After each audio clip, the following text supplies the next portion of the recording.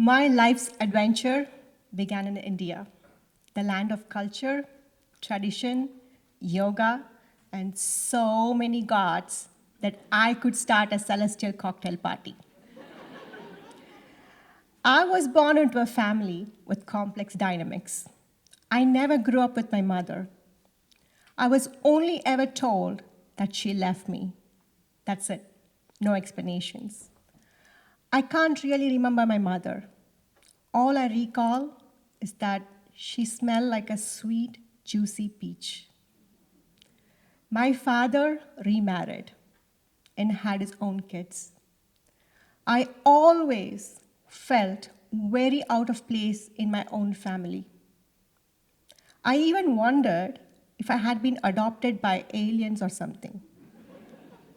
So there I was, thrust into this grand journey called life. And let me tell you, it had more twists and turns than a Bollywood dance routine. But hey, I made it. Today, I'm here to give you a sneak peek into the tale that has sculpted me in profound and transformative ways. Leading up to sixth grade, I was a star player on my school's field hockey team. I loved everything about playing on sports team, the leadership, the athleticism, the teamwork. One beautiful evening, when I finished my field hockey match and climbed into the car, I was expecting a warm and fun ride home with my family. To my dismay, as soon as we started driving, my stepmother began unleashing a bunch of rude and mocking comments about my performance on the field. What began as light teasing quickly turned into a full-fledged comedy roast, with everyone, including my sibling and my father, taking shots at every move and every decision I made during this game. I remember sitting there as the target of their jokes, hurt and diminished. From that day forward, every time I picked up my hockey stick, I was paralyzed with doubts and insecurity about my performance. And I never played another game again. My stepmother, bless her heart, she had a talent for blending her words with her actions. Once, when I was making a fuss about going out with my dad, she responded with a hot spatula to my mouth. The physical pain was surpassed only by the meaning it conveyed, that I did not have a place in her family with my dad and siblings. It was a real-life Cinderella story. Because of my dad's questionable career choices, we were struggling financially. So much so that we were on a first-name basis at the local pawn shop. But through it all, my love for education was like a lighthouse in the storm, guiding me to the choppy waters of life. I could recite pages from books with such ease that it made my brain feel like a well-oiled machine. I even won trophies in various school competitions. But here's the kicker. Don't ask me today, because I find it challenging to recall even my own phone number. I had to discontinue my education after my junior high school. For 5 damn years, I managed the house, cooking, cleaning, washing clothes, taking care of my siblings, etc., etc. During that time, my dad's relatives and his son were staying with us for medical treatment. All was well until the son's behavior turned inappropriate. I told my dad, but he didn't seem to care. he extended the stay in our home. Fueled by a mix of terror and teenage audacity, I went full on ninja mode, holding a knife to scare Mr. Screeper, threatening to cut off his manhood. After that, I realized that neither my feelings nor my protection was important to my dad. I badly wanted to break free from the life. I knew education was my ticket out. I begged my dad to let me continue school, but he never responded to my pleas. Did that discourage me? Heck no. I decided to take matters in my own hands. I transformed into a self-taught scholar, aced high school while taking care of the housework. I then landed on a job as a teacher at the very school my siblings attended. I used my hard-earned money to pay for their education. At the tender age of 18, fate decided to play matchmaker and introduced me to the man who would later become my husband. He showed a lot of respect and bravery.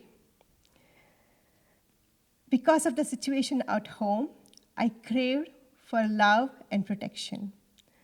With a heart full of hope and a sprinkling of butterflies, I told my dad about my feelings and my desire to enter into a relationship with this young man. I was hoping my dad would take the traditional route and have a good old chat with his family about it. But he never attempted to reach out my man's family, nor did he respond to their efforts to initiate contact. As often the case, my courage and determination led me to take a bold step of marrying my husband, even in the absence of my family's presence. Despite entering into the marriage, I continued to provide financial support to my family. However, I accidentally discovered a hidden fortune derived from my father's business. My entire family kept this from me and allowed me to continue paying their bills. I was deeply affected by this betrayal. I was done. As always, I was driven to figure out my own path to success and make my life with my husband a priority for the first time. I entered into the corporate world. I embarked on a bold journey to United States, the land of the free and the home of the brave. On Jan 20th, 2009, while America was celebrating an historical moment of swearing in the first Black president, I landed in this country, armed with a few $100s and wealth of dreams. My husband and I were married for 9 years by that time. I studied and worked tirelessly and finished my MBA. After settling down my affairs, my husband moved to the United States after being 6 years apart. Eventually, I got a job in one of the world's most prominent auditing firms. Then, we had our most precious gift from the universe, our son Arav, who's handsome, intelligent, kind, and above all, a very thoughtful young man. He completes our life. Immediately after I started working in the US, I created a nonprofit called Bodhi, meaning enlightenment, to support education for underprivileged kids back in India. I figured if no one else was going to support young kids who dreamt of having an education, then somebody had to. All through my life, I focused on my career growth and achieving personal accomplishment for a better life. I was very tough on myself. Perhaps I believed these successes would earn the affection of my family. When the year 2020 arrived, the whole world went topsy-turvy due to the pandemic. It was like the perfect storm for facing my deepest fears. And that's exactly what I did. I reached out to my dad. I wanted to know what happened with my mother. Why did he and his wife see raising me as some sort of burden? Why I never felt like I was not welcome in my own family? I had hope in my heart. You know, that kind that makes you believe in these tearful apologies and heartfelt reconciliations. But boy, oh boy, was I in for a surprise? Instead of an apology, my father's response was, "Karma will take care of it." Seriously? Bullshit. That's like the ultimate brush off, right up there with "don't worry, be happy." And to top it off, he claimed my life was so cushy that I had no right to complain. Well, there goes my hope for a heart-to-heart. My mind could not process my dad's response and let go of the idea that my family was not there for me. Despite all the heartache they dished out, I still cared for each one of them. For years, I shouldered the weight of their actions, questioning whether there was something inherently wrong with me. I really wanted that love desperately, but it always seemed out of reach. Exhausted from the years of struggle, depression, it crushed my life, took a toll on my well being, affecting my diet, exercise routine, and sleep patterns. But then, my superhero squad, my dynamic duo, my anchors, my son and my husband stood by me. They are my angels, and words cannot describe how grateful I am for their unwavering support and patience. Then, a magical moment happened. A couple of old friends popped in my life and shed some light on my journey. One friend shared that an old colleague who used to think I was about as likely to succeed as a penguin in a desert had their jaw drop when they saw my American adventure unfold. They couldn't believe my career was soaring. Another buddy, who's a big shot in a company, started using me as a poster child for determination, hard work, resilience, and courage. They even stuck my picture up there like a proud parent showing off their kids' A+ report card. The message, look folks, with these qualities, you can reach for the stars. Until that light bulb moment, I was just cruising through life without realizing that, that by accomplishing the significant milestones, I had inspired others. But that day, a profound realization struck me. What might seem like small potatoes to us can look like a gourmet feast to someone else. It's like we're standing too close to a painting to see the whole masterpiece. Because, let's face it, when we are trapped in a swamp of self-criticism and let that pesky negative self-talk run the show, we can't see our own awesomeness, even with a telescope. The impact of this interaction led me to a rock-solid decision to reserve my best and greatest love for one person, me.